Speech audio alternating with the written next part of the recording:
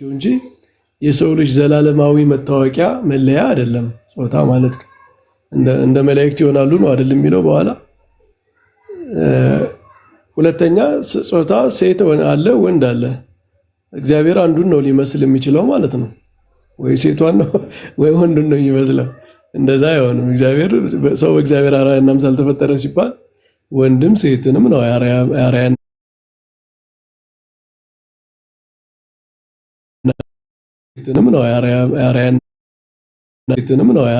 አርአያና እንደኛ ትውልድ የሚተካበት የሚበዛበት ነገር ስለማያስፈልገው እኛ ከዚህ ውሱንነት የመጣ ስለሆነ ውሱንነታችን እግዚአብሔር ላይ ወስደን አንጥልም። የኛ ውሱንነት ወደ እግዚአብሔር አይሻገርም። እግዚአብሔር እኛን የሚመስልበት ነገር አለ ማለት ወይም እኛ እግዚአብሔርን የምንመስልበት ነገር አለ ማለት የኛ ውሱንነት ወደ እግዚአብሔር ይሻገራል ማለት አይደለም። ውሱንነታችን ወደ እግዚአብሔር አናሻግርም። ስለዚህ መንፈሳዊ የሆነ ረቂቅ የሆነ በእኛ ውሱንነት የሆነውን ነገር ፍጥረታዊ በመሆናችን እኛ ውሱን የሆነ የተፈጠርን በብዙ ነገር ድካም ያለብን ውሱንነት ያለብን ስለሆን ያንን ፍጥረታዊ ውሱንነታችን እግዚአብሔር ላይ ወስደን አናስቀምጥም። እግዚአብሔር በሁሉ ያለ የሞላ ሁሉን የሚችል ጉድለት የሌለበት ሕጸጽ የሌለበት ፍጹም የሆነ ደግሞ በእኛ አእምሮ ራሱ የማይመረመር በእኛ አእምሮ መመርመር ራሱ ውሱንነት ነው።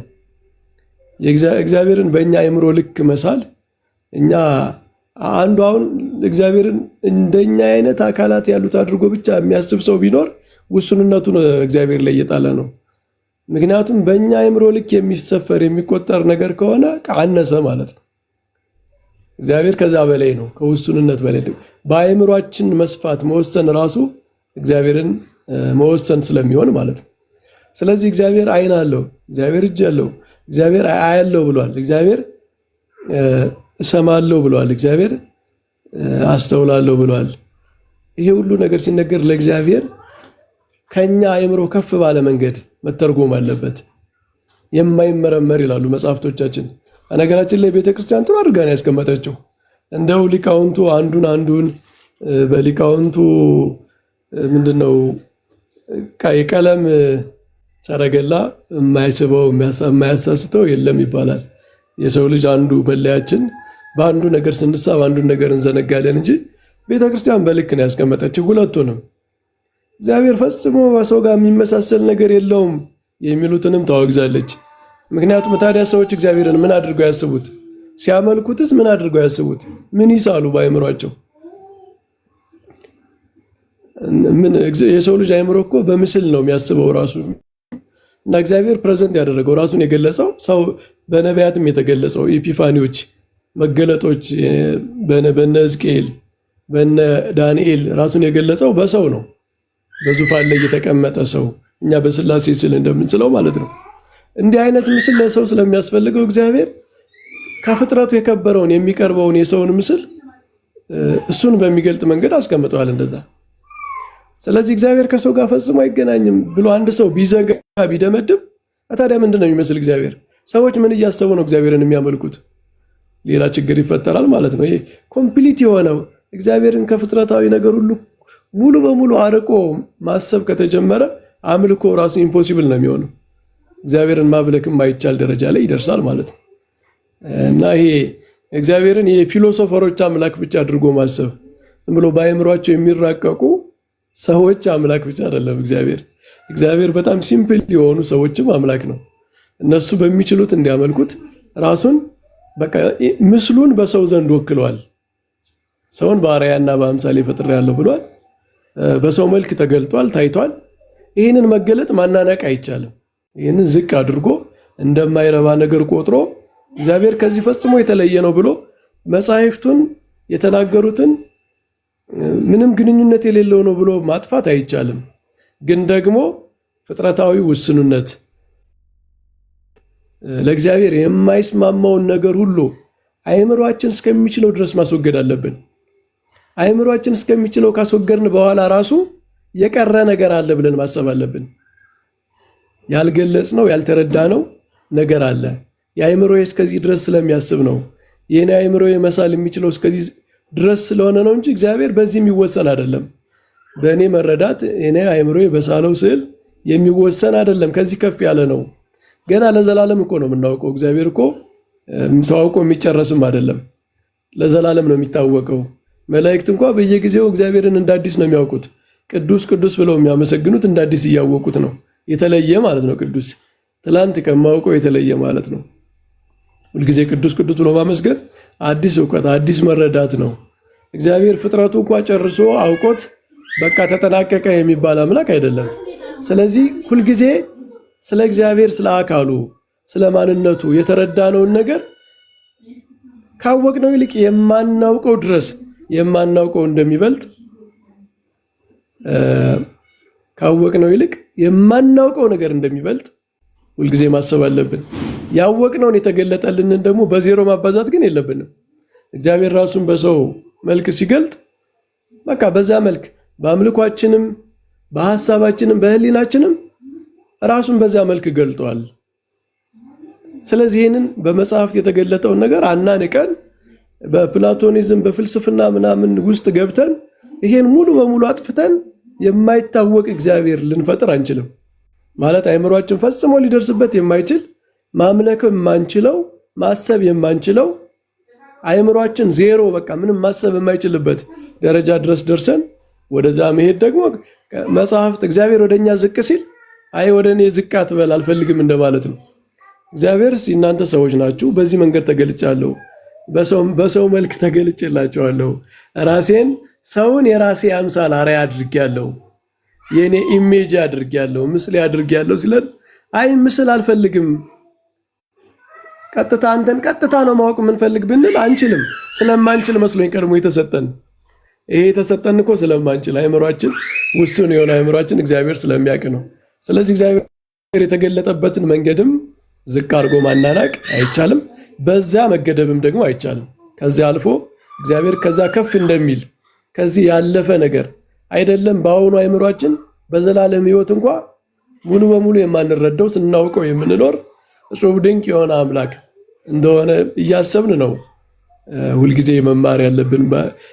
እና ሁለት ጽንፍ አለ ባይነኝ እኔ። አንደኛው በጣም ፊሎሶፋይዝ አድርጎ ይሄ የኦሪጋኒዝም ቅድም ያልኳችሁ የተገለጠውን ነገር ሁሉ እየረገጡ መሄድ ማለት ነው። ሁለተኛው ደግሞ የተነገረውን ነገር ሊተራሊ በቀጥታ ብቻ ወስዶ ከዛ ለማለፍ አለመቻል። ይሄ ሁለቱም ችግር ነው። በመካከል ያለው ቦታ ግን የተፈቀደ ነው። እግዚአብሔር የፈቀደው ነው።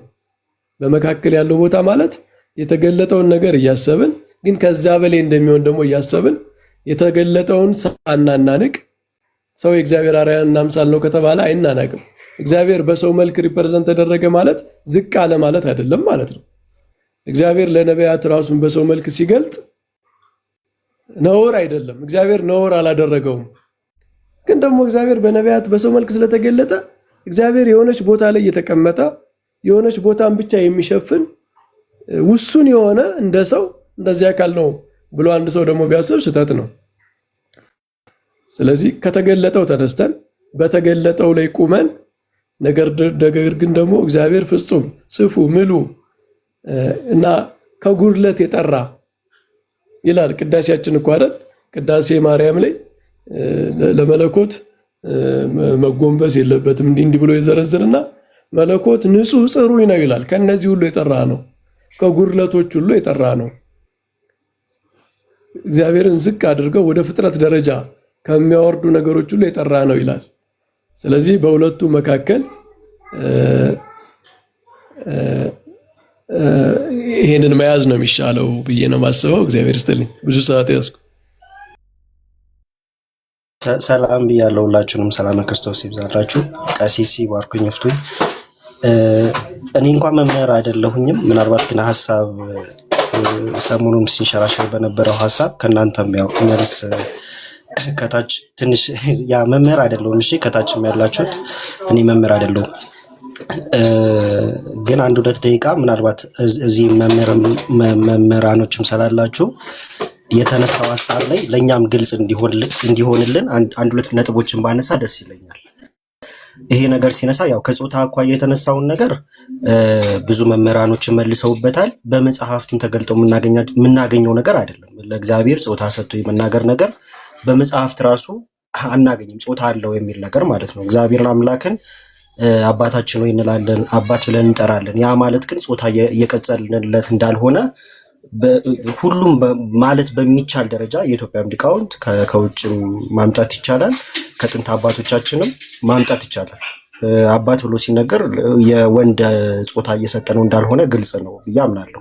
ይህንን ሁላችንም ያስማማናል። ነገር ግን እግዚአብሔር አምላክ ዓይን ጆሮ አለው አካላት አሉት የሚለው ነገር እንዲሁ ድንገት መጥቶ የተነሳ ሀሳብ አይደለም። እውነት ለመናገር ከዚህ በፊትም በተደረጉ ኢትዮጵያ ውስጥ በነበሩ ተዋስኦዎች የነበረ ነው። በዘርዓ ያዕቆብ ጊዜም አሁንም ድረስ የሚተች ብዙ ጽሕፍቶች፣ ንባቦች ሊኖሩ ይችላሉ አሉም ጭምር። ድንገት የተነሳ ነው ወይ ካለን ድንገት አይደለም። ይኸው ከባለፈው ጀምሮ እየተወራበት ስለሆነ ይህ ነገር ግልጽ ነው ብዬ አስባለሁ። ንባቦች አሉ ወይ? ንባቦች አሉ። ንባቦች አሉ ወይ? ንባቦች አሉ የሚለው ነገር ያስማማናል። ነገር ግን እንዴት ነው እነዚህን ነገሮች ከጥንቷ ቤተክርስቲያን ጋር አንድ ላይ አድርገን ይዘናቸው ልንሄድ የምንችለው? እንዴት አድርገን ነው ይዘናቸው የምንሄደው የሚለው ነገር ለእኔ ጥያቄ ነው። ምክንያቱም ያው ከተነሳ ይቀር ለማንሳት ያክል ሃይማኖተ አበው የሰፈሩት በሰለስቱ ምዕት እንዲሁም ደግሞ በአባታችን በቅዱስ አትናቴዎስ ተነግሯል ተብሎ የተቀመጡት ነገሮች ምን ያህል አስተማማኝ ወይ ደግሞ የእርሱ ስራዎች እንደሆኑ ምን ያህል ማስረጃ ማምጣት ይቻላል? ምክንያቱም ከቅዱስ አትናቴዎስ እንደዚህ አይነት አስተምሮ እንዳላስተማረ ይሄን ስናገር ለመታረምም ጭምር ተዘጋጅቼ ነው። እሺ አደራ በሌላ ነገር እንዳትወስዱብኝ። ቅዱስ አትናቴዎስ እና ሰለስቱ ምዕት ተብሎ የተጻፉት ነገሮች ምን ያህል እውነተኛ ስራዎች ናቸው የሚለው ነገር ጥያቄ ምልክት ውስጥ መግባት አለበት ብዬ አምናለሁ። የቅዱስ አትናቴዎስን ስራዎች ስንመለከት እንግዲህ ቅዱስ አትናቴዎስ ከመናፍቃን ጋር በጣም እጅግ ተጋድሎ ያደረገ ድንቅ አባታችን ነው እና ይሄ ድንቅ አባታችን በጣም ብዙ ስራዎች አሉት። እነዚህ ስራዎች ውስጥ አይደለም እንደዚህ አይነት ነገሮችን ሊያጸድቅ ይቅርና እንደዚህ አይነት ነገሮችን ግን ሲዋጋና ሲቃወም ነው የምናየው በጽሕፈቶቹ ውስጥም ማለት ነው። ይሄንን ነገር ለቅዱስ አትናቴዎስ ሰጥተን እንዴት ነው ልናጸድቀው የምንችለው? ዶክመንቶቹ ከየት ነው የመጡት?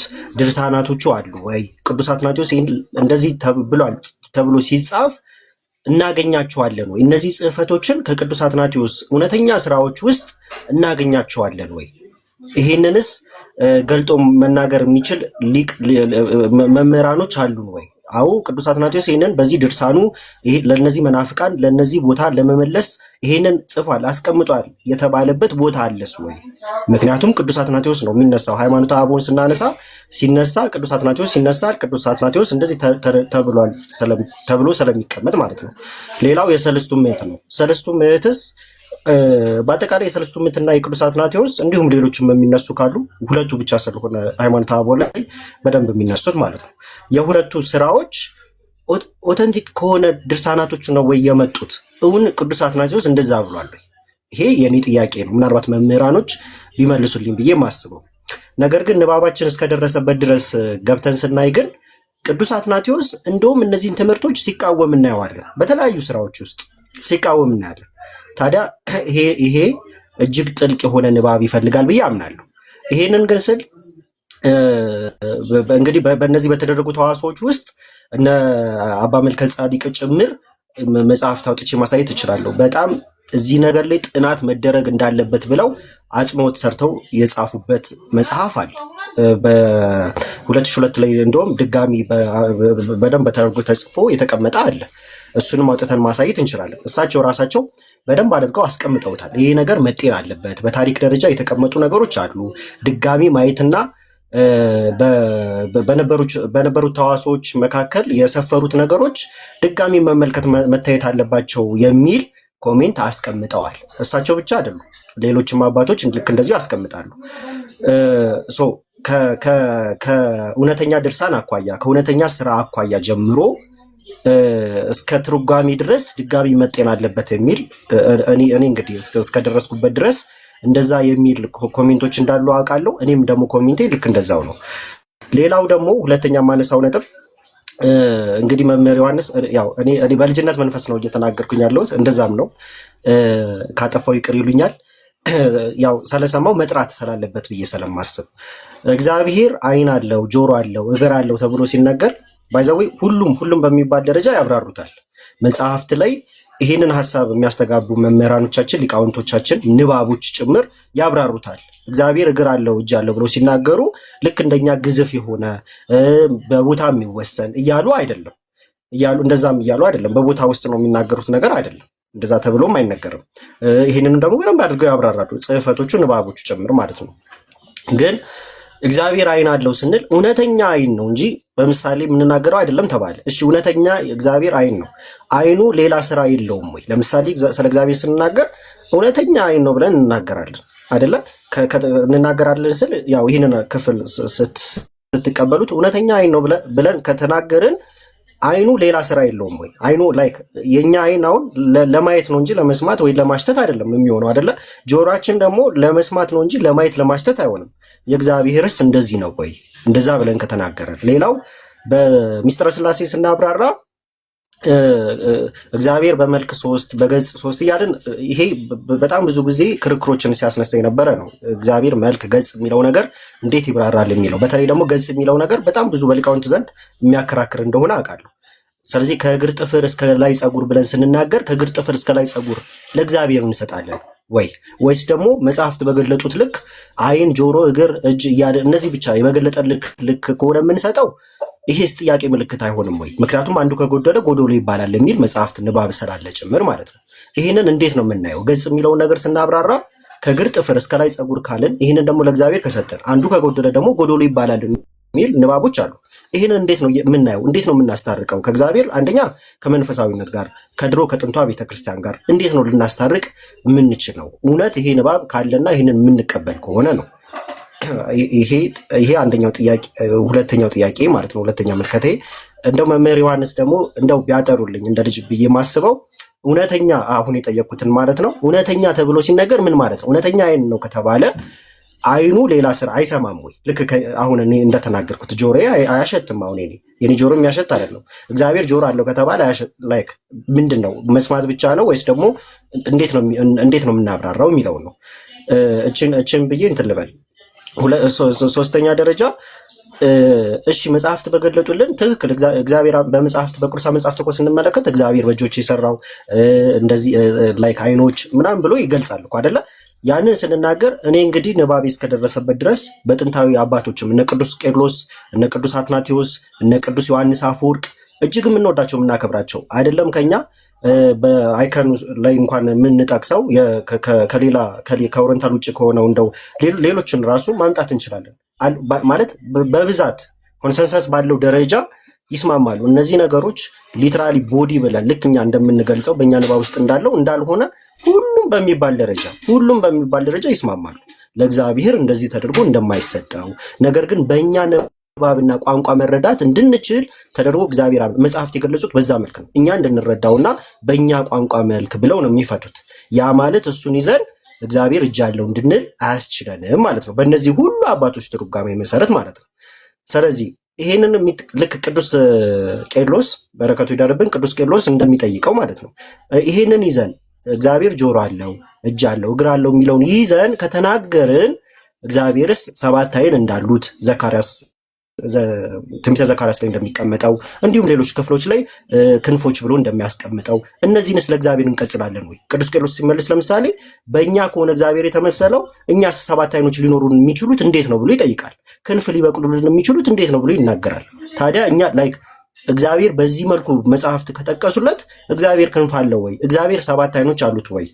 ይህንን ጥያቄ እንደው ቢጠራ ብዬ መጠየቅ እፈልጋለሁ በእውነቱ። ነገር ግን እችን ብዬ ልጨርስ ካበዛው በጣም ይቅርታ። ንባቦች አሉ ወይ? ንባቦች አሉ። በአፄ ዘርዓ ያዕቆብ ጊዜ ራሱ ጨምሮ በጣም እጅግ በጣም ትልቅ አሁንም ድረስ በታሪክ መጠናት ያለባቸው በጣም ብዙ ነገሮች አሉ። በጣም ትልቅ ተዋሶች ተደርገዋል፣ ክርክሮች ተደርገዋል። በእንደዚህ በንጉሱ ዘመን በጣም ሊቃ ሰጥቶበት ማየት አለበት ወይ በሚለው ሁላችንም ያስማማል ብዬ አምናለሁ እኔ እንደ ግሌ። ሌላው ግን እችን ለማለት የምፈልገው ነገር መጽሐፍትን ስንመረምር በተለይ ደግሞ የቀደምቷን ቤተክርስቲያን በደንብ አድርገን ስናጠና ግን ኢቭን በታሪክ ደረጃ ራሱ የተወገዙ አካላት አሉ። የተወገዙ ልክ እንደዚህ የሚናገሩ የተወገዙ አካላት አሉ። ሌሎችን አባቶችን በደንብ አድርገን ስንመለከት ቅድም የጠቀስናቸው እነ ቅዱስ አትናቴዎስ እጅግ በጣም የምንወደው መናፍቃንን ሲዋጋ የነበረው አባታችን ቅዱስ አትናቴዎስ ያስቀመጠው ነገር አለ። እነ ቅዱስ ዮሐንስ አፈወርቅ፣ እነ ቅዱስ ቄርሎስ ሁሉም አባቶች በሚባል ደረጃ ለእግዚአብሔር እንደዚህ አይቀጸልለትም ብለው አስቀምጠዋል። ከነሱ ጋርስ መጋጨት አይሆንም ወይ? የመጨረሻ ግን አስተያየቴ ምንድነው? እሺ ንባቡ አለ። አሁን ልንክደው ማንችለው ነገር ሁለት አይነት ምልከታ አለ በኢትዮጵያ ውስጥ። ሁለት አይነት ምልከታ አለው የሚለው ልንክደው አንችልም። እግር የለውም ብለው የሚያስቡ ይሄ እጅግ ኃጢአት ነው፣ ውግዘት ነው ተብሎስ መነገር አለበት ወይ? እንደዚህ አይነት ሁለት ሐሳብ ምልከታ እያለ እግር የለውም እግዚአብሔር እግር የለውም ብለው የሚያስቡ ሰዎች ኃጢአት ነው መወገድ አለባቸው። እንደው እንደዚህ ተብሎ ሲነገራሉ የሐሳብ ፍጭት እያለ እንደዛ ከተባለ እዚህኛው ሬስ ጫና አይፈጥርም ወይ? ለምሳሌ እኔ እሱን ምልከታ አልቀበልም። ለምሳሌ እግር የለውም ብል እንደዚህ መገፋፋት አይሆንም ወይ? ሐሳብ ሼር እንዲደራረግ እንደዚህ አይነት ውግዘቶች ቢቀሩ ባይነኝ። ከይቅርታ ጋር ግን መምህር ዮሐንስ በቪዲዮም የደረሰኝ ነገር ስላለ እሱን ቢያጠሩት ምን ማለት ነው? እውነተኛ አይን ማለት ምን ማለት ነው?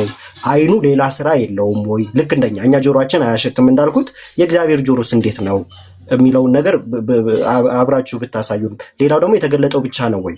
ሆድ አንልም ወይ? ጀርባ ላይክ ሎቱስ ባት መቀመጫ ብለን የማንናገርበትስ ምክንያት ምንድን ነው? እነዚህ ቢጠሩ ባይነኝ። በጣም ይቅርታ። አመሰግናለሁ ስለ ጥያቄው። ምናልባት ይህ ሀሳብ ትናንት በሰፊው ከነመምህር አነዘ ክርስቶስ ጋር ስንወያይበት ነበር።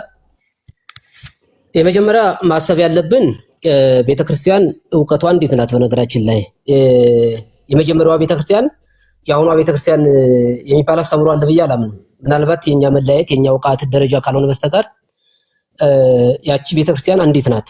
ይህንን በደንብ ሊሰመርበት ይገባል ብዬ አስባለሁ። የመጀመሪያው ላይ ግን እንደ ግለሰብ ደረጃ ደግሞ እኛ እውቀታችን ማለት ደካማ ሊሆን ይችላል። ግን የቤተክርስቲያኒቱ እውቀት አንድ ነው። የኛ ሐሳብ አገላለጽ ካልሆነ በስተቀር የቤተክርስቲያኗ እንዲህ ብላ የምታስተምር በሌላው ሌላ ምሳሌያዊ አካል በሌላው ደግሞ አማናዊ አካል ብላ የምታስተምር ቤተክርስቲያን የለችም። አንድ ነው የሚሆነው። ወደ ሐሳቡ ስመጣ መምህራን ሐሳብ ሰጥተዋል። ማለት አንዳንዶች ማልስማማባቸው ሐሳቦች ቢኖሩም ያው የምታረም ሆኖ በመጀመሪያ አካል ምንድን ነው የሚለው ማወቅ አስፈላጊ ነው ብዬ አምናለሁ። አካል ሁለት አይነት አካል አለ። ይሁም ግዙፍ አካልና ረቂቅ አካል የሚባል አለ። ግዙፍ አካል በዚህ ምድር ላይ የሚታይ ለምሳሌ የኛ አካል ግዙፍ አካል ነው። እንዲሁም ደግሞ ረቂቅ አካል አለ። ረቂቅ አካል ደግሞ በሁለት ይከፈላል። የፈጣሪና የፍጡራን ተብሎ በሁለት ይከፈላል። በአራተኛው መቶ ክፍለ ዘመን የተነሳው አንድ ፎጢኖስ የሚባል ከሃዲ በነገራችን ላይ ቅድም አትናቴዎስ እና ሰለስቱ ምዕት አልክ እንጂ ስለ ሥላሴ አካላት የተናገሩት አትናቴዎስና ሰለስቱ ምዕት ብቻ አይደሉም። ሃይማኖት አበው እያንዳንዱ ብንመለከተው ውስጡ ገብተን ስለ አካላት በደንብ አምልቶ አሰፍተው ተናግረዋል። እና መጀመሪያ ይሄ ጥያቄ ሲነሳ ትናንት ሃይማኖት አበውን ትቀበላለህ ወይም ደግሞ በኢትዮጵያ ኦርቶዶክስ ተዋሕዶ ቤተክርስቲያን የሚሰጠውን የአብነት ትርጓሜ ወይም ደግሞ በቀጥታ ጥሬውን ቃል ትቀበላለህ ስንለው ሐሳቡን ስናቀርብለት ይህን ሐሳብ አልተቀበለም። ትክክለኛ ነው አይደለም፣ በምን ትክክለኛ እንደሆነ አምኜ ልቀበለው አለ። ስለዚህ እኔ በተለይ በዚህ በወጣቶች መካከል ምሳሌያዊ ነው የክርስቶስ ማለት የሥላሴ አካል ምሳሌያዊ ነው። ይሄ ትክክል አይደለም። እኔም አሁንም የምናገርበት አስምሬ ማለት ነው። አሁን አካል የሥላሴ አካል አላቸው የላቸውም? አንድ ጥያቄ ነው ይሄ። የላቸውም ከሆነ የላቸው ነው፣ አላቸው ካለ አላቸው ነው። አላቸው ካልን ደግሞ ምን አይነት አካል ነው ማለት ያለብን እንጂ አካላቸው ምሳሌ ነው ካል ይሄ በጣም አሁንም እኔ ክደር ነው ብዬ ነው የማስበው። ትክክል ካልሆኑ ከነገም በኋላም እኔም ለመመለስ ዝግጁ ነኝ። ግን እና በ400 የተነሳው ይሄ ፎጢኖስ የሚባል ሰው ምን አለ? አካላዊ ቃልን ከእመቤታችን ከቅድስት ድንግል ማርያም ከመወለዱ በፊት አካላዊ ቃል አካል አልነበረውም። ከድንግል ማርያም ከተወለደ በኋላ ግን አካል አለው ብሎ ተናግሯል። ይህንን ታዲያ አትናቴዎስ ምን አለ? አትናቴዎስ ሃይማኖተ አበው ምዕራፍ 25 ቁጥር 13 ላይ ምን አለ?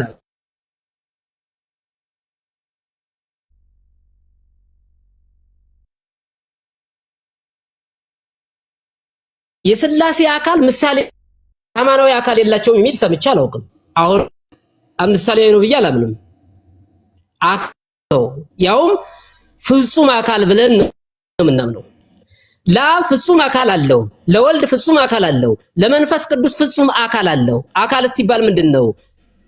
ዝም ብሎ የተመለመለ አካል ነው? ግን ቅድም ሲገለጽ እንደነበረው አዎ፣ ምክንያቱም የሥላሴ አካል አላቸው ስንል በእኛ አካል ልክ አይደለም የሚገለጠው። የኛ ግዙፍ ነው። የሥላሴ አካል ምንድነው? ሙሉ ነው፣ ረቂቅ ነው። እንደውም ሊቁ ምንድነው የሚለው? ዘውቱ ዋህዱ ብርሃን ዘይሰርቅ ምንየው ሥላሴ ወይመላቸው ብለን አናምንም። አካል አላቸው እና አትናቴዎስ 318 አካል ያልሆነ አካል አላቸው እና አብ ፍጹም በአካሉ ወወልድ አሃዱ ፍጹም በአካሉ ወመንፈስ ቅዱስ አሃዱ ፍጹም በአካሉ ወሉ ከመማረገ መንግስት አላ አሃዱ መለኮቶም ወሃዱ ምኩናኖም ወሃዱ ስምረቶም። አብ በአካሉ ፍጹም አንድ ነው ይላል። አብ በአካሉ ፍጹም አንድ ነው፣ ወልድም በአካሉ ፍጹም አንድ ነው፣ መንፈስ ቅዱስም በአካሉ ፍጹም አንድ ነው። አዎ በትክክል በዚህ በምሳሌ ነው እየተባለ የሚገለጸው ትክክል አይደለም። አሁን እኔ በግልጽ ነው የምናገረው። ጾታ ተብሎ የተነሳው ይሄ አጠያያቂ የለም። ትናንትም በሰፊው ተነጋግረናል። ይሄ ማለት አሻሚ ቃል አይደለም።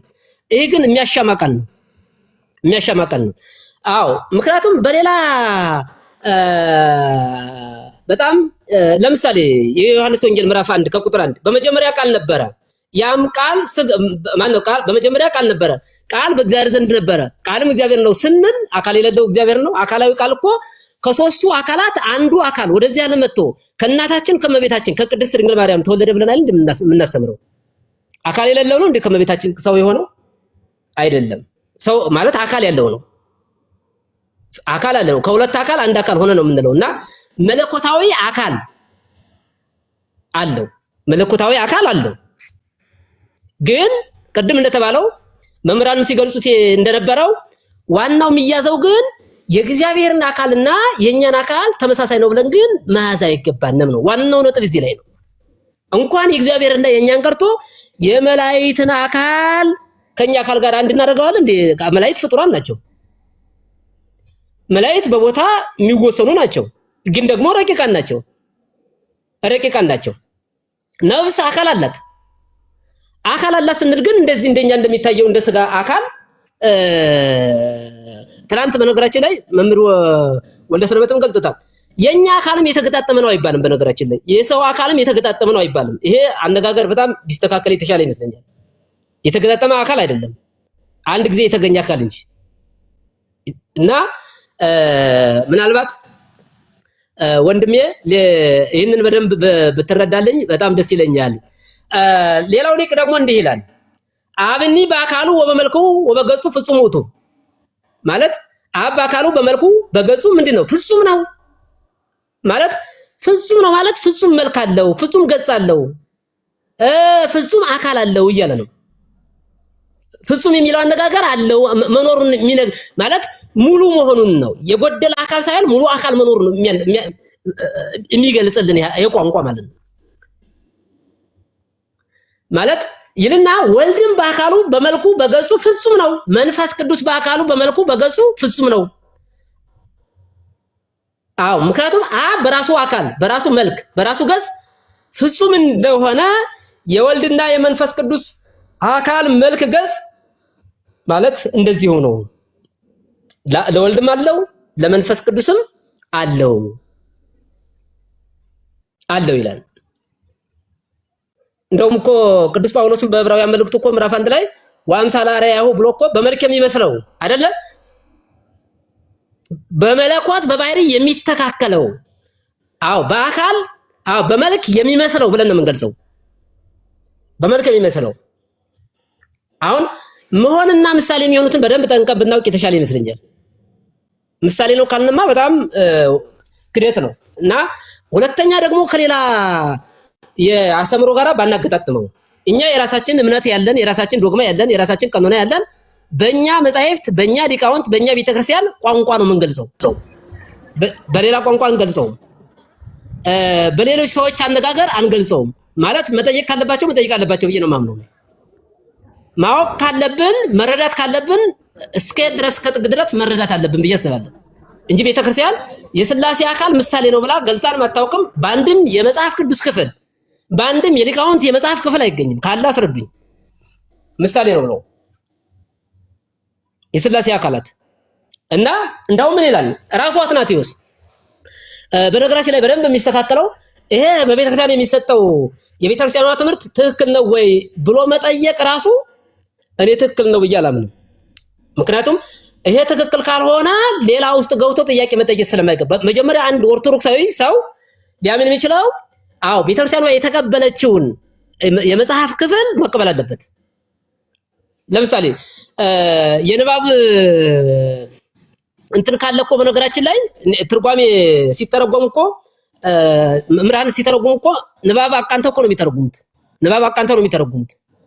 ማለት እንዲል ሲል ነው። አሁን ሮሜ ትርጓሜ መግቢያው ላይ እኮ 13 ነገር አስቀምጧል አይደል? ለምሳሌ እያንዳንዳቸውን መጽሐፍ ማለት ዘይቤ አንድና ብዙ ካለ ያንን አቃንተው ነው የሚተረጉሙ። በነገራችን ላይ መጽሐፍ እያንዳንዱ ማለት ነው። የንባብም ችግር ካለ አቃንተው ነው እንዲል ሊፈልጎ ነው ብሎ አቃንተው ነው የሚሄደው ትርጓሜው ራሱ። ስለዚህ ይህንን ካልተቀበልነ ጥያቄውን መጠየቅ አግባብ ስላልሆነ መጀመሪያ ይሄንን ማመን ያስፈልጋል። እንደው ባትናቴዎስ ናምን ከመቦ ለእግዚአብሔር መልካት ጽዱቃት አይን ወዝ አይዳው ዋይጋር ወለተርፉ ምን ይሆን አባላት ይላል። ያ ማለትም ማለት ነው የታወቁ አው ማለት እውነተኛ የሆኑ መልካት ለሥላሴ ያላቸው እያለ ነው። እንዳላቸው እናምናለን እያለ ነው። እንዳላቸው እናምናለን እያሉ ነው። ስለዚህ አሁን ልዩነቱ የሥላሴ አካልና የኛ አካል አንድ ነው ወይ ከተባለ አንድ አይደለም። ይሄ ነው አገላለጹ። ልዩነት አለው ነው። የኛ መልክና የሥላሴ መልክ አንድ ነው ወይ አይደለም። ሥላሴ እጅ አላቸው ሲባል የሥላሴ እጅ እንደኛ እጅ ነው ወይ የሚገለጸው አይደለም። ሥላሴ አካል አላቸው ሲባል እንደ ሰው አካል ነው የሚገለጸው አይደለም። እንኳን እንደ ሰው እንደ መላእክትም አይገለጽም። ልዩነቱ ይሄ ነው። ከዚያ የበለጠ እንግዲህ ሚስጥረ ሥላሴ ስለሆነ እኛም የምንናገረው መጻሕፍት የገለጹልና መጻሕፍት ያስረዱን ነው እንጂ ቅድም እንደተባለው የሚስጥረ ሥላሴ ጥልቅ ነው። ሚስጥረ ሥላሴ በጣም ሰፊ ነው። ሚስጥረ ሥላሴ በጣም በነገራችን ላይ ሰዎች ቅድም በሌላ ቤትም በፕሮቴስታንቱ በታድሶ ቤት አይ ምድራዊት ያለችው ቤተክርስቲያንና ምድራዊ ቤተክርስቲያን መምህር ይሰማዎታል? አዎ አጠር ያርጉትና ወደ እንትን እንዳይል በጣም እንዳይዛዛ እሺ አጠር ያሉ አስተያየቶችን ሰተን እንትን ብንል ጥሩ ነው። እንትን አለ አሁን ትንሽ ተጓተተና ደሞ እሺ ጨርሻለሁ። አንድ ሐሳብ ላንሳና እርግጥ ያው የተነሳው ሐሳብ በጣም ሰፊ ስለሆነ እኔ ዝምዬ ጠቅሌ ባንድ ነው የሰጠሁት እና በሌላ ቤት ሲነሳ የሰማሁት ከምድር ያለችው ቤተክርስቲያን የምታስተምረው በሊቃውንቷ የምታስተምረው ቤተክርስቲያንና በዚህ በሚዲያ የሚያስተምሩ ሰዎች የተለያዩ ናቸው የሚል ሐሳብ ሰጥቻለሁና ምናልባት እንደሰው ልንላይ እንችላለን። ይሄ አንደኛ የእውቀት ክፍተት ሊኖርብን ይችላል፣ እኔ ሊኖርብን ይችላል፣ ሌላውም ሊኖርበት ይችላል። ቤተክርስቲያኗ ግን አንድ ናት የምታስተምረው የተለየ ነገር የላትምና ይሄን ሐሳብ ነው የምሰጠው። አመሰግናለሁ። እግዚአብሔር ይስጥልን። አለበተን ያሰማልን። በዛው ይቀጥሉ ቀሲስ ድበኩሉ። እሺ እግዚአብሔር ይስጥልኝ። እንዳይሰፋ ብዬ ነው። እስኪ በመምህርን ካገኘኋቸው በውስጥ መምህር ዮሐንስን አንዳንድ ነገሮች ጠቅለል እያደረጉ የገለጿቸው ነገሮች ስላሉ በአወራዎት ደስ ይለኛል። አጠቃላይ ስለ አካል ያው ሲናገሩ አካል የለውም እውነተኛ ትክክለኛ የሆነ አካል የሚባለው መብራራት አለበት እንጂ ሥላሴ በስም በአካል በግብር ሶስት ናቸው ብሎ የሚያምን ሰው አካል የላቸውም ማለት አይደለም። እና አካል የሚሉትን በጣት በእጅ በአይን አርጎ የማሳየት ነገር ስላየሁኝ እርሶም ጋር አካል የሚባለው ምን ማለት ነው እና የሚለው በደንብ እኔ ቅድም ያነሳውላችሁን ሐሳብ በኋላ ይዩት። የሉቃስ ወንጌል ምዕራፍ 16 ላይ ያለውን አካል የነፍስ አካል ምን አይነት ነው፣ የስጋ አካልስ ምንድነው የሚለውን በደንብ ካዩት፣ ለምሳሌ የአብርሃም አላዛር ምላሴን ሲል ምን አይነት ምላስ ነው ያለው? መምህር ዮሐንስ ይሄንን ዝም ብለው ይዩት በኋላ። ምላሴን ያረስልኝ ጣቶቹን በእጁ ነቅሮ ይላል። ምን አይነት ጣት ነው ያለው አላዛር እና ነውየስ ምን አይነት ምላሱን ነው የፈለገው? አሁን ይሄንን እኔ ለአካል ሰጥተው አሁን አብራሮት ብሎት የሚብራራ ነገር አይደለም። ይሄ የሚብራራው ከእጅ ከምላስ ከዚህ ከፊዚካል በዲው ጋራ ከሚዳሰሰው ጋራ ምንም ግንኙነት ያለው ነገር አይደለም። እና ግን ነፍስ ራሱ አካላዊ ናት አይደል? አካል እኮ ናት። በነፍስ ስጋ ራሱ ሲነገር ሲጠራ ከነፍስ አንፃር ይነገራል አይደል? እና እንደዚህ ያሉት ነገሮች ዲፕሊ ውይይቶች የሚፈልጉ እንደሆኑ ነው የተረዳሁት። ያው በአብነት ትምህርት ቤቱ ላይ የሚሰጡ ትምህርቶች እንዳሉ ሆነው ግን ተጨማሪ ማብራሪያት የሚያስፈልጋቸው ነገሮችን በውስጥ በኋላ ብናወራ ምን ይመስልዎታል? ከርሶም ዲያቆን ኢዮብ ዲያቆን ነህ? ኢዮብ ቀሲስ አይደለሁም አይደለሁም።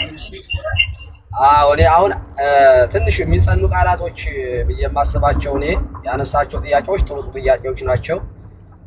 ግን ለምሳሌ ይሄ ሰለስቱ ምዕትና የአትናቴዎስ ላይ ሃይማኖተ አበው ላይ ያለው ሐሳብ እዚህ ውስጥ ገብቶ እንትን የሚባል ነገር አይደለም። ትምህርቱን ካየነው የትምህርቱ ስህተት የለበትም። ማንጻፈው እዚያ ላይ ያለ ጥንት ከጥንቶቹ ላይ የሚለው አው ጥያቄዎቹ ይነሳሉ። ግን እንደሚታወቀው አሁን ፍትሐ ነገሥቱን አይታችሁት ከሆነ አብዛኛው የከዲዳኬ ከዲድስቅልያ ላይ ከአፖስቶሊክ ትራዲሽን ወይንም አፖስቶሊክ ካኖን ላይ ከክሪዶች ደግሞ የሶስተኛው የኒቄያ የተለያዩ ነገሮችን ምስትግቡ ነው የስብስብ ነው ፍትሐ ነገሥቱ። አይታችሁት ከሆነ ይዘቱ ስታጠኑት በደንብ ካጠናችሁት እያንዳንዱ ከአስራው መጻሕፍት እንዳልኳችሁ ከዲድስቅልያ ከነዚህ ጋራ ታወጧታቸው እያንዳንዱ ነገሮች ላይ እኔ የተወሰነ ነገሮችን ለማየት ሞክሬ ነበር እና የሃይማኖተ አበው ላይም እስትግቦ እንትኖች አሉ፣ ኮሌክሽን የሆኑ ስራዎች አሉበት። ሰለስቱ ምዕት ሲባል 318ቱ ሃይማኖታቸው የቀና ሲባል ጸሎት ሃይማኖት እዚያ ውስጥ አለ። አንዳንዶቹ ደግሞ ከእንትን ላይ የተወሰደ ነው፣ ከአፖስቶሊክ ትራዲሽን ላይ ያሉ ነገሮች አሉ። ለምሳሌ ከክህነት ጋር የተያዙ ምናምን ይናገራሉ። አንዳንዱ ደግሞ ዘግይቶ የመጡ ትራዲሽኖችን ደግሞ የያዘ ደግሞ አለ ሰለስቱ ምዕት ባልነበሩበት ጊዜ። ስለዚህ እንደዚህ ያሉት ነገሮች እንዴት ነው ቢታዩ ምናምን የሚሉት ነገሮች በሊቃውንቱም ዘንድ ይነሳሉ ይታያሉ። ግን የሚጸናው ነገር ምንድነው? አንዳንድ እኔም በጣም ደስ የማይሉኝ ነገሮች የእኛ ሊቃውንት መጻሕፍቶች ትርጓሜያትን የማሳነስ የሚመስል ነገር እንዴት እንደመገልጸው አላውቅም እና የሌሎችን ትክክለኛ አድርጎ እና ይሄኛው የሚመስሉ ነገሮች ያያለሁኝ እና እነዚህ ነገሮች ምን ይፈልጋሉ? በዚያ ማለፍን ይጠይቃሉ። ለምሳሌ መልክዐ ሥላሴ ስታነቡ ለሰርተ ርስክሙ የሚል ልታገኙ ትችላላችሁ እና ለራሳችሁ ጸጉር የሚል ልታገኙ ትችላላችሁ። አሁን ሥላሴ ጸጉር አላቸው ወይ ብሎ አንድ ሰው ላጥፋሪክሙ ብሎ አሁን ጥፍሮች የሚል አለ። አሁን ይሄንን አገላለጽ በቅኔ ቤት እኔ ላለፈ ሰው በጣም ኢዚ ነው። ቅኔያዊ የሆኑ አገላለጽ ለምሳሌ ጾታ መላእክት ጾታ አላቸው ብሎ አንድ ቅኔ ሰው ሊቀኝ ይችላል። ባይዘው መላእክት ጾታ አላቸው ሊል ይችላል እና እንዴት ጾታ አላቸው ይላል ከተባለ ይሄ ጾታ የሚለው ሁለት አይነት ትርጉም አለው። ነገድ ተብሎ ይፈታል፣ ወገን ተብሎ ይፈታል እና የመላእክት በየጾታቸው ተብሎ ቢነገር አሁን በየነገዳቸው ማለት ነው። እና ጾታ የሚለው በራሱ ወገን ዘመድ የሚለው የባህሪን ዝምድና የተፈጥሮን ዝምድና የሚያሳይ ጭምር ነው። እኛ ቶሎ ጾታ የሚባለውን የምናስበው ከሴትና ከወንድ ጋር በጋብቻ ስለሆነ ስለዚህ ምስጢራት በቅኔ የሚገለጹ አገላለጾች ስላሉት እንደዚህ ያሉት ነገሮችን ወደ ትችት ከመውሰዳችን በፊት ምን ለማለት ፈልገው ነው? አንድ ሰው ዝም ብሎ ሚካኤል ወለደ ብሎ ቅኔ ሊቀኝ ይችላል። ግን ወለደ ያለው ምናልባት በምልጃው በሆነ ነገር ሰው አስገኘ ወይም የሆነ ነገር ባይራንን እንደዚህ አድርጎ ፈጠረ ሊል ይችላል አንድ ሰው። እና ቅኔያው ያተረጓጎሞች ወደ ሃይማኖት ሲመጡ ትንሽ በእኛ በምናስበው የማይብራሩ ነገሮች አሉ የሚከብዱ እና ሊቃውንቱ በዚህ አይነት ብዙ የተቀኟቸው በተለይ በአፄ ዘርዓ ያዕቆብ ጊዜ ቅኔያው የሆኑ አገላለጦች ስላሉ እነሱን በእውነቱ ጥናት ማድረግና ኦፍ ኮርስ አንዳንድ ስህተቶችም ይኖራሉ ደግሞ አሉ። ምንም እየታረሙም ስለሆነ ኦፕን ናቸው እኮ ምንም ሃይማኖትን እና ዶግማን የሚቃወሙ ጽሁፎችን አጥንቶ አርሞ ማስተካከሉ መያዝ ይገባል። ለምሳሌ እዚህ ኢብን አትናቴዎስ ላይ ከአካል የተረፉ ሌሎችም ይላል። አሁን ሌሎችም የሚሉትን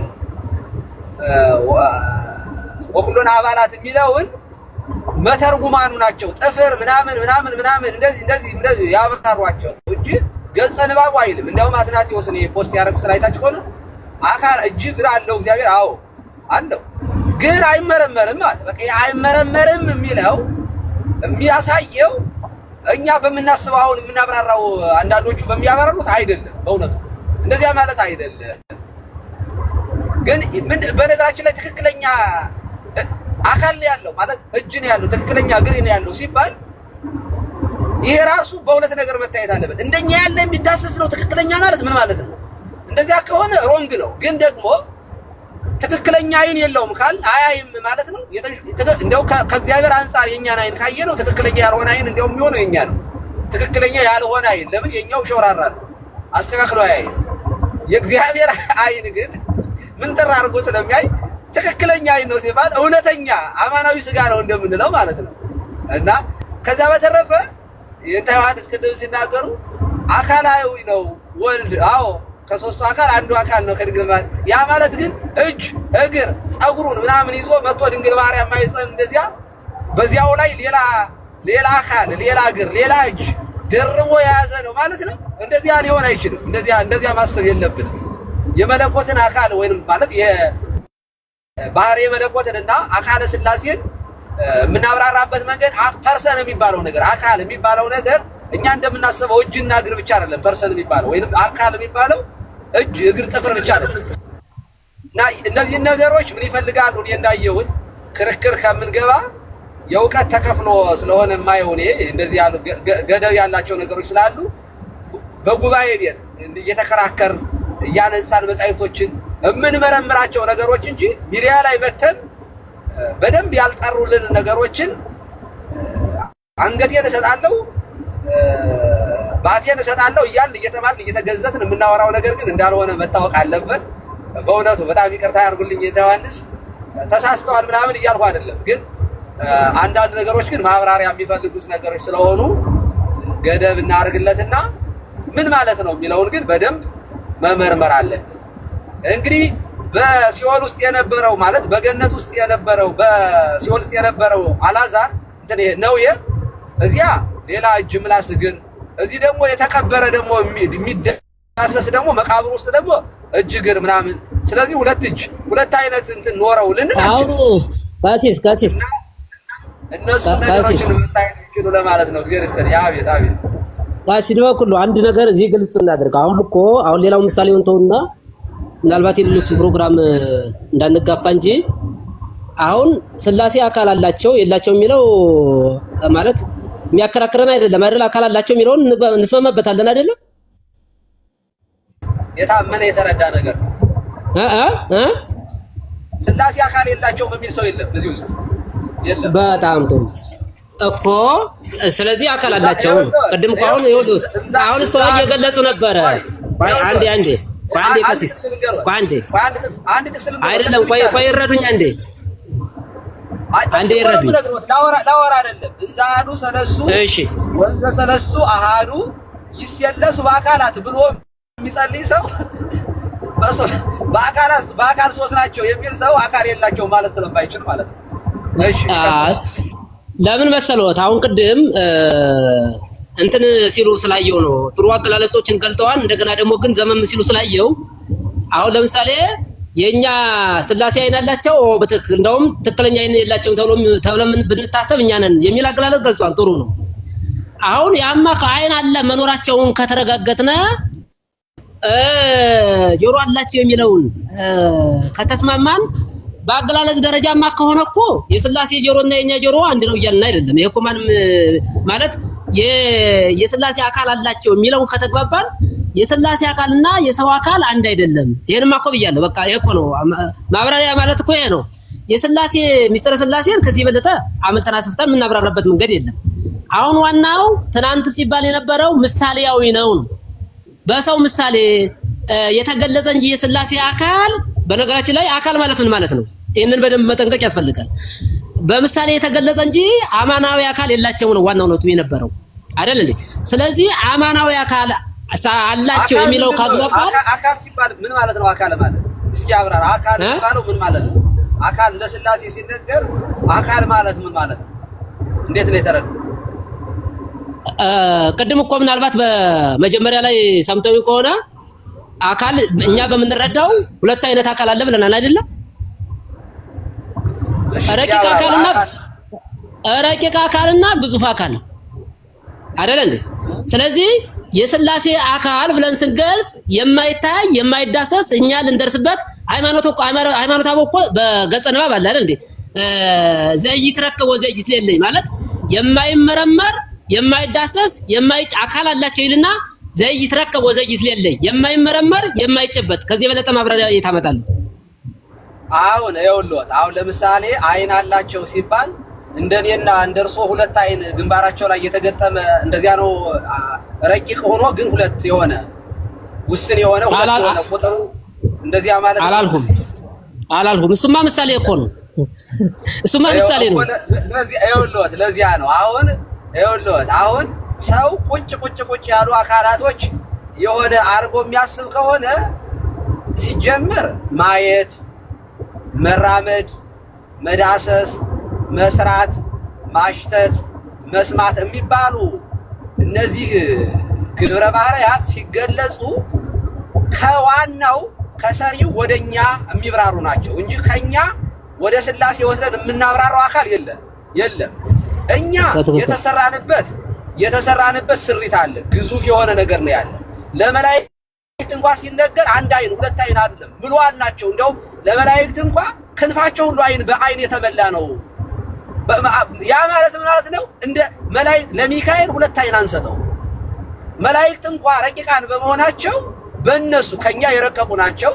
ደግሞ እንደ እግዚአብሔር ደግሞ በሁሉም ያሉ ግን ስላልሆኑ በእነሱ መጠን እንኳን እናወራ ብንል የኛን አካል ወስደን ልናብራራው አንችልም ከነሱ። ስለዚህ እግዚአብሔር አይን አለው ከተባለ አዎ አለው፣ ግን ምን ማለታችን ነው?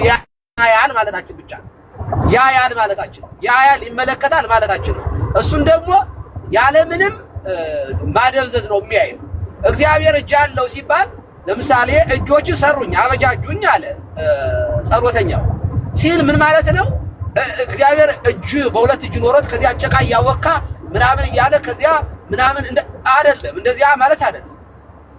እንደዚያ እያወካ ምናምን ሰራ ብለን ምንድነው ኦሪት ዘፍጥረት ራሱ ሲተረጎም እንደዚያ ተብሎ ጭቃ ያወካል ማለት አይደለም። እንደዚያ የሚያወካበት ሁለት እጅ ምናምን እንደዚያ ያለ ነገር የለም። ግን ሰሩኝ ማለት መሰራታችንን የተሰራንበትን ምንነትን መግለጥ ነው። መጽሐፉ የሚገልጠው እንዴት እንደተሰራን ለማብራራት ነው። ስለዚህ በዚህ አይነት የሚታዩ ነገሮች ስለሆኑ ሰዎቹ ፈጣሪን ልክ እንደ ፍጡር ቁጭ አድርገው እንዳያስቡት በጣም ጥንቃቄ ያስፈልጋል የሚባለው ለዚህ ስለሆነ እንግዲህ የእርሶም እንግዲህ የማብራራት ችግር እንግዲህ ሁላችንም ጋር ይኖራል። ስላሴን ለማብራራት አቅሙ የለንም በእውነቱ በጣም ረቀቅ ስለኛ እንኳን ማብራራት አንችልም። አሁን የአብርሃምን ነፍስ ያቺ ምላስ የተባለችው ውሃ ያጠጣኝ የተባለችው ምላሱ ይንከር የተባለችውን አብራሩ ብንባል በፍጹም በእውነት የምናብራራው አካል አይደለም። ያ ማለት ፐርሰን በሚለው ልንወስደው እንችላለን። ማንነት ስለሆነ የማይጠፋ ባህሪ ስለሆነ ያንን ግን ግብረ ባህሪያችን የሚገለጡባቸው ነገሮች እንኳን በሰማይ በገነት ሲሆኑ ይለያሉ። በእውነቱ እኛን እንኳን ማብራራት አንችልም፣ እንኳን የሥላሴን ማለት ነው። እና እንዳንወስነውና እንደ ሙስሊሞቹ የሆነ አላህ ባቱን ሲያሳይ ምናምን ደግሞ አንድ እጅ ብቻ ለአላህ ቀኝ የለው በአይነት የተቆራረጠ አካል አድርገን አሁን ይለያ ከሱ ጋር አይገናኝም። ከሲስ ከሱ ጋር አይገናኝም። ይበቃኛል። እኔ ስራ ልገባ ስለሆነ ከዚህ በኋላ አላወራም። ኢዮብም የሚናገረው ነገር ካለ ይናገርና መልካም መጨረስ እንችላለን። ገርስተን መልካም ቃልዎት ያሰማልን፣ ቃልዎትን ያሰማልን። መምህራን አባቶቻችን ቃልዎትን ያሰማልን፣ አስበ መምህራንን ያደልልን፣ ከዚህ ጋር የምታገለግሉበትን እድሜውን ጤናውን ያደልልን። እንግዲህ ብዙ ጉዳዮች ተነስተዋል። አሁን ከዚህ ቀጥሎ ምናልባት እስኪ እምነት፣ ተስፋ፣ ፍቅር ዲያቆን ኖት መምህር ኖት እሶ ረጅም ሰዓት የቆዩ ይመስለኛልና ቢቀጥሉ እሶ ከዚያ ሀሳቡን እየዘጋ ነው ብንል አይሻልም? ቀሲስ ዲበኩሉ እስኪ ሀሳብ ይስጡን። እሶ እንትን እንዳይል ነው። እኔ እንደዚህ ያለውን ነገር የንታ ምን አለ መሰሎት በእውነት ጉባኤ ቤትም እኮ ከመምህር አንዱ በደንብ የሚረዳ አለ፣ አንዱ ደግሞ የሚጸንበት አለ። መቼም ጸጋ ስጦታዎች አሉ እና እናንተ በጣም ትልልቅ መምህራንም ስለሆናችሁ አንዳንድ ነገሮችን እንኳን ልጆች ሲሳሳቱ ወይንም ደግሞ እንትን ሲታይ እንኳን በመጠን አለማውራት በራሱ ስህተት ስለሆነ ማለት ነው። በአቅም አለማውራት ራሱ በሚመጥን ልክ ራሱ ትምህርት አለመስጠት በራሱ ትክክል ስላልሆነ እንደዚህ ያሉት ነገሮች ጥንቃቄ እንዲደረጉ ነው። መምህራኑንም ተሳስታችኋል ምናምን ብሎ በጣም አግሬሲቭ ሆኖ እንደው ዲስሪስፔክት በሚያደርግ መንገድ ባይደረግ፣ አንዳንድ ነገሮችን ቀሲስዬ እንደው መምህር የኔታ እችን ምን ማለት ወት ነው እንደው ቢያብራሩልን። እንደው አንዳንድ ጊዜ እኮ ትምህርት ቤት ሆነንም እኮ እንጠይቃለን አይደለ? እንዴት ሊሆን ይችላል የኔታ ይሄ አልገባኝም ይባላል መቼም። እና የንታ ትክክል አይደለም ምናምን የሚለው በጣም ያውካል። እና እንደዚያም እንዳይሆን ግን ደግሞ መምህራኑ በእውነት እኔ አሁን እንግዲህ ይሄ ጥያቄ የተነሳው ከሁለት ትልልቅ ሊቃውንት መምህራን ነው።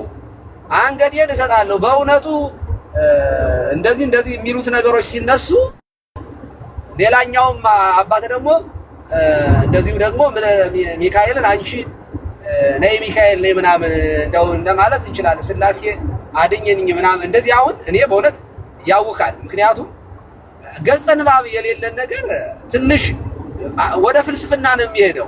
ጾታ የላቸውም ካልን በኋላ ጾታን ለወንድና ለሴት ብቻ ሰጥተን ከዚያ መራቢያ ምናምን ከሆነ እንደ ጾታ የሚነገረው ራሱ እኮ የመራቢያ ከሆነ ብዙ ተባዙ የተባለው ሰው ሲፈጠር የሚባዛ ሆኖ የተፈጠረው ሰው ብቻ ነው።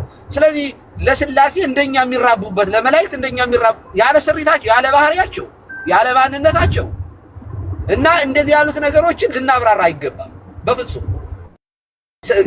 አብ ልጁን ወለደው ሲባል እንዴት ነው የወለደው? እንደ ሴትና እንደዚህ የሚያስብ ሰው ካለ በጣም ጅል ነው ማለት ነው፣ የመጨረሻ ሞኝ ነው ማለት ነው። እና ይሄ እኮ በጣም ትክክል አለ። ለዚያ እኮ ነው ዘተወልደው አኮ ዘተገብረ የሚለውን እኮ ከእውነተኛ አምላክ የተገኘ እውነተኛ አምላክ ከብርሃን የተገኘ እውነተኛ ብርሃን ተብሎ ይብራራል እንጂ እንዴት ወለደው በምን አይነት ሁኔታ ወለደው ምናምን ይብራራል። እንዴት ይሄ ኦኬ አቅም ካለ ማብራራት ይቻላል። ግን እዚያም አባ ሕርያቆስ ጠቅልል አድርጎ የተናገረው ነገር አለ።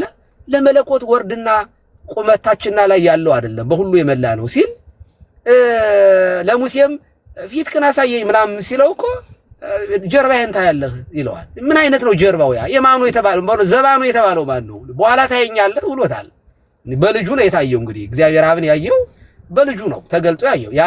ያንን ነብይ ማሰማ ሁሉ ከዚህ ተለይታ ትጥፋ የተባለው ክርስቶስ ነው። እና አንዳንድ ነገሮች ምንድነው መሰላችሁ በጣም ጥበብ ይፈልጋሉ በእውነቱ። እኔ ምን መሰለዎት ካሲስ ዲበኩሉ አቤት አሁን ወደ ሌላ ውስጥ ማብራሪያ ከገባን አሁን ጥቅሶችን ለይቶ ማወቅ ያስፈልጋል ብዬ አምናለሁ። እርግጥ እያንዳንዳችን ከኔ ጀምሮ ለምን እንደተጠቀሱ ግን አሁን የሚጠቅሷቸው ጥቅሶች አሁን ዋናው ነጥብ አሁን እየተነሳ ያለው በሌሎች ሐሳብ የሥላሴ አካል አማናዊ ነው ወይስ ምሳሌያዊ ነው የሚለው ነው ዋናው ነጥብ የሚያዘው። ከዚያ በኋላ አካል ማለት የንታ ዮሐንስ አካል ማለት ማንነት፣ እኔ ባይ ማንነት። አካል የሚባለው ነገር እጅና እግር ማለት አይደለም። እንዴ ሥላሴ በአካል በስም በግብር ሶስት ናቸው እንላለን። አካል ግን ምንድነው? ከሁለት አካል አንድ አካል ስንል አካል የሚባለው ራሱን የቻለ ማንነት የሚባለው ነገር ራሱ እንትን ይፈልጋል፣ ተርም አለው የኔታ እና አካል የለውም የሚል ሰው ካለማ አይ ቲንክ ኦንሊ ጂሰሶች ራሱ አካል የለም ማለት እግዚአብሔር አንድ ነው ይላሉ እንጂ አንዱ ግን አንድ አካል ነው እኮ የሚሉት። አይሁዳውያንም አንድ ገጽ አንድ አካል ነው የሚሉት። አካል የለውም ብለው የተነሱ መናፍቃን እኮ አሉ። አይ ለክርስቶስ ነው ለክርስቶስ አምጥተው የተነገሩ ከስጋው ጋራ ለፊ ማርያም ክዋኔ የሆነ ወልድ የሚሉ እንደዚህ ያሉት ጥያቄዎችን ያነሱ ቅድም እነ ፎጢኖስንም አንስተዋል። እንደዚህ ያሉት ነገር ከክርስቶስ ጋራ ሰው ሲሆን የተነሱ ነገሮች ናቸው። ግን አሃዱ ገጽ አሃዱ አካል አይሁዳውያንም ያምናሉ። አሁን ለምን መሰለው የሚባለው የኔታ አሁን ለምን መሰለው አካላት የማይል ሰው ስለሌለ ቀሲስ አሁን ዋናው ነጥብ የሚያዘው እዚህ ላይ ልንዘው የሚገባው አሁን ሰው ማብራሪያም ከሰጡ እኔ ማብራሪያ ከሰጠን ማብራሪያው ትክክል አይደለም እያልኩት ሳይሆን ጥሩ ነው እየገለጹ ያለው። ግን አሁን የልዩነቱ ነጥብ ምንድነው የሚለውን ግን እሱ ላይ ቢያተኩሩ ነጥቡ ምንድነው? አሁን እነሱ የጠየቁት ጥያቄና እኔ የመለስኩት መልስ ምንድነው? አሁን በሌሎች እየተገለጠ ያለው የሥላሴ አካላት የምንለው ምሳሌያዊ ነው። በእኛ ምሳሌ የተገለጠ ነው እንጂ ትክክለኛ አካል አለ ብለን አናምንም ነው እኮ። እኔ እንደዚያ ነው የገባኝ ነው። ካልሆነ እኮ ትክክለኛ አካል የሚለው ነገር ይሄንን የሚሉት ሰዎች ትክክል ናቸው። ለምንድነው እንደኛ ያለ ማለት አይደለም ለማለት ነው። ትክክለኛ አካል ሲባል እንደኛ ሁለት እጅ ሁለት እግር ምናምን ውስን እንደዚያ ከሆነ እንደዚህ ያለ ሥላሴ የለውም። እንደዚህ አብለን አንገልጸውም፣ ሥላሴን አናብራራው። ምክንያቱም ሁለት እጅ ሁለት አካል ምናምን ከሰጠነው ኦልሬዲ ስለነው ፒክቸር አድርገው የሆነ ስፔስ ላይ ያስቀምጠነዋል፣ የሆነ ቦታ ላይ ቁጭ ብሏል ማለት ነው። ሰው አሁን በነገራችን ላይ የኔ አባት ገበሬ ነው፣ የኔ እናት በቃ ምንም እሷ እንደዚህ ልታስብ ትችላለች። ኃጢአት ነው ማለት አይደለም። ኃጢአት ነው ማለት አይደለም። ግን ኃጢአት የሚሆነው መብራራት የሌለበትን ነገር እናብራራለን ብለን ከሄድን ነው። ችግር የሚሆነው እሱ ነው። ምክንያቱም ከአቅማችን በላይ ከሆነ መተው ነው እና ወደ ክርክር እንዳይወስደን አንዳንድ ነገሮች ችግር የለም። ገርስትልኝ ይበቃኛል። ከመምህር ወልደ ሰንበት ከልብ አመሰግናለሁ። የሥራ ሰዓት ይደርሷል፣ ፍቀዱልኝ። እናወራለን በሌላ ጊዜ። እነ መምህር በረከትም አይ ቲንክ የሚገቡ መሰለኝ ይገባሉ። በውስጥም አንዳንድ ወሬዎችን አውርተናል። እንደዚህ ያሉትን ነገሮች መምህር በረከት በዚህ አጋጣሚ በጣም በእውነት እኔ በጣም አገላለጣቸው ይሄ ቴዎሎጂው ላይ ያለውን ተርም የውጮችንም ንባባትንም የሀገራችንንም ንባባቶችን ሁለቱንም በጣም በጥሩ ሁኔታ የሚገልጡ መምህር ናቸው። እኔ ታውቃላችሁ ሊቃውንት እናንተን ለማወደስ እናንተን ለማክበር ችግር እንደሌለብኝ ሁሉ ሌሎችንም እኔ በእውነት የማመስገን እንትን የለብኝም እና እንደዚህ ያሉትን መምህራን እናንተንም ቢሆን ከልብ እናመሰግናለን። ወደዚህ መታችሁ እንደዚህ አሁን መምህር ወልደ ሰንበት በጣም ርቱ የሆኑ በጣም ጎበዝ መምህር እነ መጋቢ አዲስ ሰምረ እርሶም እነ ኢዮብ ጎበዞች ናችሁ። መምህር ነው ማለት ነው። እኔ የማገኘውን ሰው በፍጹም ላይ ወጥቼ አልተቸውም። በታምር የማላገኘው ከሆነ ብቻ ነው እና አሁን በተለይ ደግሞ ስለተዋወቅንም የእንታ ወልደ ሰማያት ቅድም እንደዚህ ሲሉት ሰምቼ ነበረ እና ምን ለማለት ፈልገው ነው ያብራሩልኝ ብዬ ኢንቦክስ አደርጋቸዋለሁ። መምህር ዮሐንስ ቅድም እንደዚህ ሲናገሩ ሰምቼ እናንተም እንደዚያ ብትሉ ጥሩ ነው። ቀሲስ ቅድም እኮ ደግሞ ልንስት እንችላለን እንዳይጸልሳን ምናምን ይኖራል እኮ ቅድም ቀሲስ እንደዚህ ሲናገሩ ሰምቻለሁ። አልገባኝም ምን ለማለት ፈልገው ነው። አሁን ይሄ በጣም አሪፍ ነገር ነው በእውነቱ። አንደኛ እኔንም ተሳስቼ ከሆነ ከስተት ይጠብቀኛል። ሳብራራ ሊያርመኝም ይችላል። ያ የጠየቀኝ አካል እኮ ለትትና ብሎ ሊሆን ይችላል ይሄ የጠየቀኝና ክርክር እንዳይሆን ነው። እኔ የእንታ ዮሐንስ ወደ ክርክር ምናምን እንዳይሄድ ወደማያንጽ ነገር እንዳያመ ከልብ አመሰግናለሁኝ። ብቆይ በጣም ደስ ይለኝ ነበረ፣ ግን ያው የአሜሪካ ኑሮ እንደዚህ ነው፣ በሩጫ ነው። አመሰግናችኋለሁ። እግዚአብሔር ይስጥልኝ። በጣም ከልብ አመሰግናለሁ። ቴንክ ዩ አሜን። ቃሎት ያሰሩ ምዕራፍ 1 አሁን እነዚህ የተነሱ የኑፋቄ ነገሮች በሙሉ ፎጢኖስ ትምህርቱ መቼ ነው የተነሳ? ምንድን ነው ያስተማረው? ይሄ መልስ የተሰጠው አባቶቻችን የተረጉም እንደምን የሚለውን እናብራራለን። እውነት ለመናገር እና ቤተ ጉባኤያችንን ሙሉ አድርገውልናል። እና እዚህ በቴዎሎጂም ያለው ትምህርት ቀላል አይደለም፣ በጣም የሚጠቅም ነገር ስለሆነ እነ መምህር በረከትን እኔ እሰማቸዋለሁ፣ በደንብ ነው ማዳመጥ። ሌሎችም ልጆች ሲያስተምሩ በቴዎሎጂ ያለፉትን ሰዎች እኔ በደንብ ነው ማዳመጥ። የሚደብረኝ ምንድነው መሰላችሁ? ፕሮፌሰር የሚል ስም ይዞ ዶክተር የሚል ስም ይዞ ግን እኔ ዶሮ እና እንትኑ ሲያወራ በጣም ያናድደኛል። እንደዚህ ያሉት ነገሮች ናቸው የሚያውቁ እንጂ ቀላል እንዳይመስላቸው። እና አሁን እነ መምህር በረከት ከከፈቱ የእንታ ወልደ ሰማይ ጥርሶም ይሄዱ እዚያ አብራችሁ እነ ታላቁ እንደዚህ ያሉት አብሮ እና አክሊል እነዚህም ልጆች ማዳመጥና እኔ የሚጸነኝና የሚደብረኝ የኛን ሪጀክት አድርጎ ነገሌ ጀግና ናቸው አይነት ሲሆን ነው ትንሽ የሚደብረው። እሱ ይደብራል በእውነት ስለሚደብር ነው። አልወደውም እኔ እንደሱ ያለው ሐሳቦችን በጣም ነው የሚያመኝ። ምክንያቱም ስንመረምራቸው እንደውም በጣም የተሻለ የሆነ በምስጢረ ስጋዌ ላይ የተብራሩ እንደ ቅዱስ ያሬድ ያሉ መጻሕፍቶቻችን ስናይ በጣም ድንቅ የሆኑ ነገሮች አሉ። በአንጻሩ ደግሞ ዝም ብሎ እንደኔ ደከም ያለ ደግሞ የደጎሰው ደግሞ ድርሳን ይኖራል፣ ገርልም ይኖራል። እንደዚህ ያለውን ማረም ነው። ምንም ዶግማን የሚያፈርስ የተሳሳተ ነገር ካለ ኦፕን ናት ቤተክርስቲያን። የማረም መብትም ስልጣንም ስላለ ኢንፋሊብል የማይሳሳት መጽሐፍ ነው ብላ ስለማታምን እንደዚህ ያለውን በደንብ አድርጎ በድፍረት ማረም ማስተካከል። ግን ጠቅላላ ኢሜጅን የሚያጠፋ ነገር እንዳይፈጠር ጥንቃቄ ማድረግ።